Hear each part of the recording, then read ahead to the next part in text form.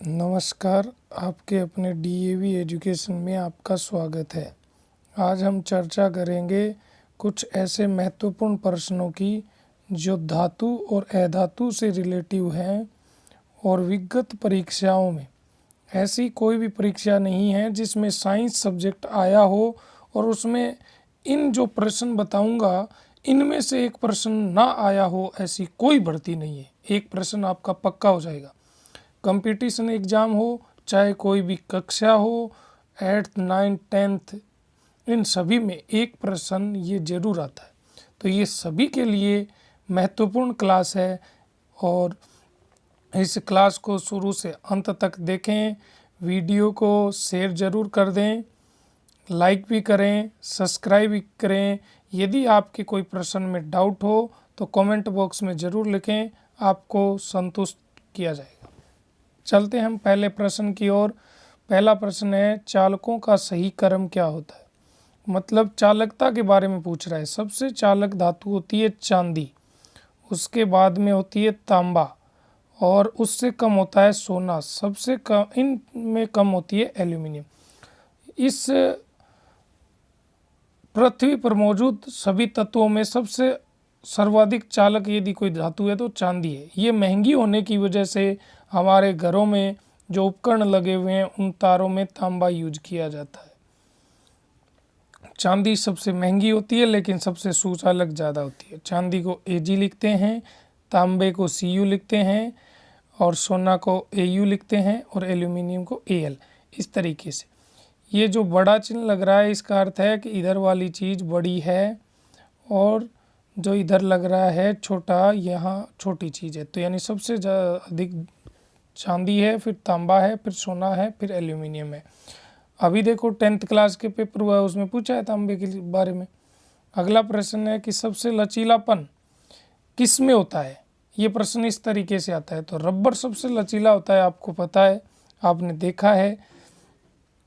चलते हैं हम अगले प्रश्न की ओर।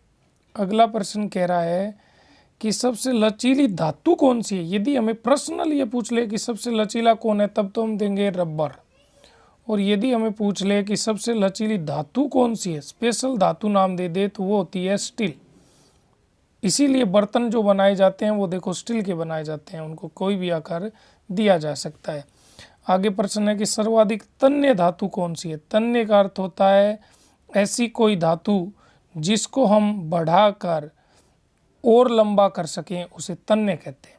और वो सबसे ज़्यादा तन्य धातु यदि कोई है तो वो सोना है, क्योंकि सोने के 1 ग्राम में से आप 1.2 किलोमीटर लंबा तार बना सकते हैं। इतना तन्य होता है ये सोना, इसलिए सर्वाधिक तन्य धातु सोने होती है। और इसी सोने की वजह से आप देखते हैं सोने को कोई भी आकार दे दिया जाता है। इस कारण की वजह ही सोना से आभूषण बनाए जा सकते हैं आसानी से। अगला प्रश्न, सर्वाधिक आघातवर्धी धातु कौन सी है? आघातवर्धनीयता वो होती है, आघातवर्धनीयता भी कहते हैं इसे, आघातवर्धी भी कहते हैं। आघातवर्धनीयता का होता है यदि हम किसी को भी पीट कर उसको चादर के रूप में बना दें तो वो आघातवर्धनीयता होती है। आघात का अर्थ होता है चोट, यानी चोट लगने के बाद भी उसमें कोई ऐसा चेंजिंग ना आए कि वो ख़त्म हो जाए। तो यही पूछ रहा है। तो ये चीज़ होती है चांदी। चांदी ऐसी धातु है जिसके अंदर आघातवर्धनीयता का गुण सबसे ज़्यादा पाया जाता है। अगला प्रश्न, ऊष्मा की कुचालक धातु कौन सी है? देखो जितनी भी धातुएं हैं, धातु सभी की सभी सुचालक होती हैं, लेकिन कुछ अपवाद स्वरूप ऊष्मा की कुछ धातु कुचालक या अचालन होता है, उनमें से चालन नहीं होता है। तो वो ऐसी 2 धातुएं हैं, एक तो पारा जिसे Hg कहते हैं, जिसे मरकरी भी कहते हैं हम, और दूसरा होता है सीसा जिसे Pb से डिनोट करते हैं। पारा और सीसा ऐसी धातुएं हैं जो ऊष्मा का चालन नहीं करती हैं। तो ये जो अपवाद स्वरूप प्रश्न है ना, इसी वजह से ये बोर्ड में पूछे जाते हैं, पेपर में पूछे जाते हैं। अगला प्रश्न है, सबसे हल्की धातु कौन सी है? तो वो होती है लिथियम। सबसे हल्की धातु होती है लिथियम। इसको हम अगर हाथ में हथेली पे लेते हैं तो हमें आभास भी नहीं होता है कि इसमें कोई अपने हाथ में कुछ ले रखा है क्या। सबसे भारी धातु की यदि बात करें तो वो होती है ओस्मियम। सबसे भारी धातु होती है ओस्मियम। अगला प्रश्न है सबसे कठोर धातु कौन सी है। तो यदि कोई भी धातु है उनमें सबसे ज़्यादा कठोरता का गुण है तो वह है प्लेटिनियम में। प्लेटिनियम में सबसे कठोरता का गुण पाया जाता है और ये प्रश्न तभी पूछे जाते हैं, ये अपवाद स्वरूप है। अगला प्रश्न है सबसे नरम धातु कौन सी है। सबसे नरम धातु यदि हम हाथ में लेते हैं तो वो हमें गिज्जा गिज्जा महसूस होता है, वो ऐसी धातु है सोडियम। और ये सोडियम वही धातु है जिसको खुले वातावरण में छोड़ देते हैं तो ये वायु के साथ अभिक्रिया करके आग पकड़ जाता है। इससे कुछ घटनाएं भी आपने देखी होगी और इस चीज़ के बचाव के लिए हम इस सोडियम धातु के टुकड़े को केरोसिन के तेल में डुबो कर रखते हैं। इसी वजह से केरोसिन तेल में डुबोते हैं। अभी विगत दिनों में जो घटना हुई थी भैंसली वाली, उसी में ये सोडियम था। चलते हैं हम अगले प्रश्न की ओर। सिक्का या मुद्रा धातु, स्पेशल नाम है सिक्का नाम से यदि पूछ लिया जाए सिक्का धातु कौन सी है तो यानी सिक्का या मुद्रा यानी जो पैसे आते हैं मुद्रा उन्हें बोलते हैं। वो किस किस धातु से बनाए जाते हैं तो वो तांबे से, चांदी से और सोने से बनाए जाते हैं। तो ये तीनों की तीनों धातुओं को सिक्का धातु कहते हैं या मुद्रा धातु कहते हैं। अगले प्रश्न की ओर चलते हैं। अगला प्रश्न कह रहा है द्रव अवस्था में पाई जाने वाली धातु कौन सी है।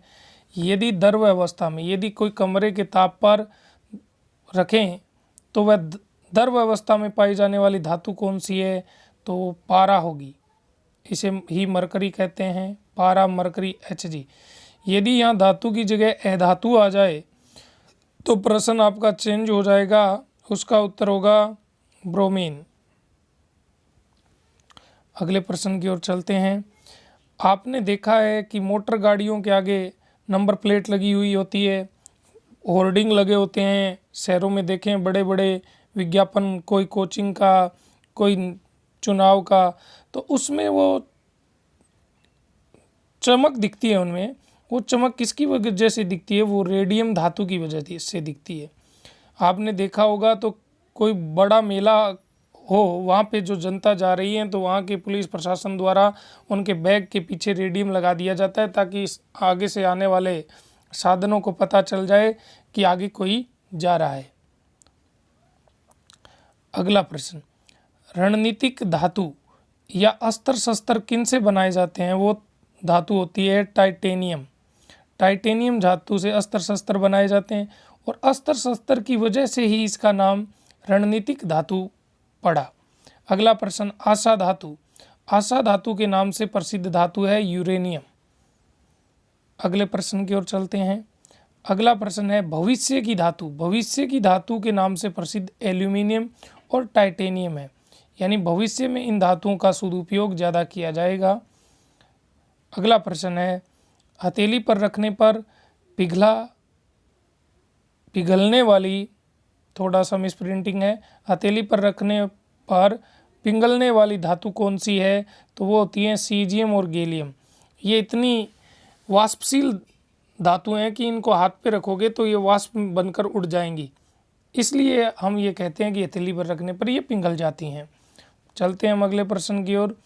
प्रकाश विद्युत सेल यानी कि सोलर सेल बनाने के लिए क्या काम में लेते हैं तो वो लेते हैं हम सीजियम धातु। प्रकाश विद्युत सेल, सोलर सेल देखे हैं आपने, तो वो चीज़ बनाने के लिए हम सीजियम धातु का उपयोग करते हैं। अगला प्रश्न, वाष्पशील धातु कौन सी होती हैं। ये नाम से स्पेशल है, वाष्पशील धातु के नाम से। वो हैं जिंक, जेडन यानी कैडमियम, सीडी, पारा, Hg। इन तीनों को वाष्पशील धातु के नाम से जाना जाता है। ये ऐसा नहीं है कि ये वाष्प बन जाती हैं। अगला और आज के सेशन का अंतिम प्रश्न है कि सोडियम धातु को मिट्टी के तेल में डुबोकर रखा जाता है। ये चर्चा हमने कर ली है। क्यों?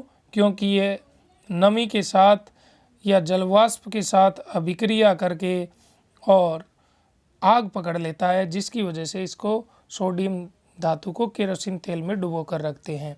तो मेरे द्वारा दिए गए प्रश्न और प्रश्नों का विश्लेषण यदि आपको अच्छा लगा तो प्लीज़ वीडियो को सब्सक्राइब करें, ताकि इसी तरीके की जानकारी आपको आगे भी मिलती रहे। शिक्षा से संबंधित संपूर्ण जानकारी आपको इस DAV एजुकेशन यूट्यूब चैनल पर मिलती रहेंगी। धन्यवाद।